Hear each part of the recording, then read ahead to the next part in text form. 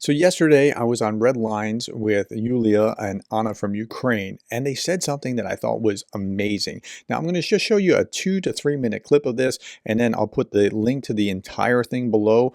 But I was shocked by what they said, because to my mind, this seems like just so terrible, but they see it differently. I want you to see what they said. Tragic, because that means more Ukrainians are dying in the process because he's not willing to go as far as he needs to go. That's my assessment from where I sit. You know what's interesting is that everyone is so worried about tactical nukes and what they would do to Ukraine if they were used, right? Because realistically, they would only harm Ukraine in majority, right? We have like CABS glide bombs being used on us every day. There is uranium. There is so much that is being used on Ukrainians that's cumulatively probably the same effect as tactical nukes. So it's very funny when they're scared of tactical nukes because that's not going to do anything to them. We're not scared of tactical nukes. I feel like tactical nukes compared to everything that we've been getting so far is about the same thing. So again, very funny to hear people being scared of tactical nukes being used specifically on us when we at this point are like, oh really? What about all of this other stuff? Phosphorus bombs? Those are fun too. I totally agree with that. And I think that the only fear that might have stopped any like serious permissions could have been only Ukrainian. But the only thing, if you ask Ukrainians, what are we afraid of, is of Russia's victory.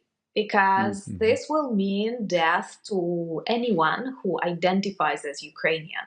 Okay, millions will flee, millions will be killed, and some neutral citizens, traumatized citizens, will be mobilized to the new Russian army to invade other countries, Moldova, Georgia. Yeah. Think about that. What they're afraid of is Russian victory. They're not even afraid of nukes. Like, listen, just a little bit more, and then I'll put the link below, and you can watch that if you want. And then they will keep testing NATO, and NATO might keep failing. We all know Article 5, but we have never seen it in action.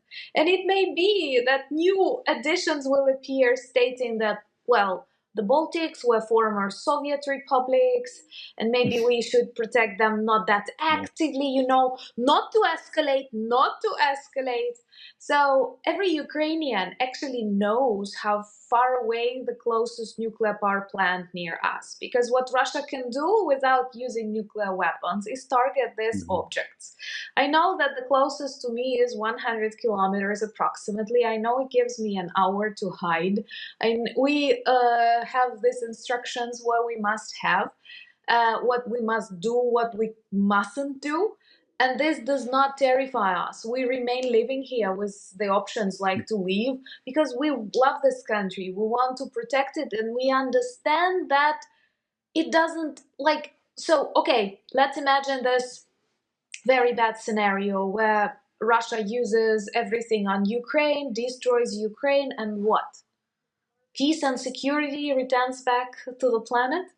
Okay, no Ukraine, no more people begging for help, no more bad videos, no more pains of consciousness in leaders around the world. What? Russia became bigger, and do you feel safer? Do you feel you've avoided the escalation, and now no dangers of nuclear weapons, no dangers of wars, just because Russia is a guarantor of peace, or what? Yeah. And that gels with Timothy Snyder talking about exactly the same thing. Like, Russia has to lose this war for Russia's sake, let alone the rest of the world's sake.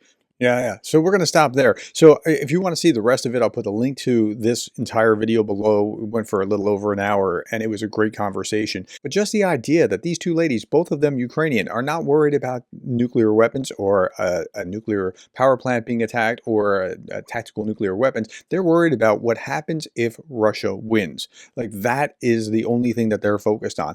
As Julia was saying in the very beginning, like, well, we have KABs, we have this, we have that, we have all these other things that are happening to us all the time, like nuclear weapons. And they talk more about this later on, because I circled back to this. I was like, I can't believe that you're saying you're not worried about nuclear weapons, but they're not.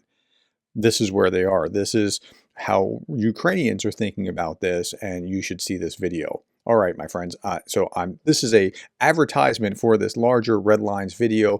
Please go and check that out if that's something that is interesting to you. Thank you for your time. Thank you for the likes, the shares, the subscribes, and thank you for being the kind of person that cares about Ukraine.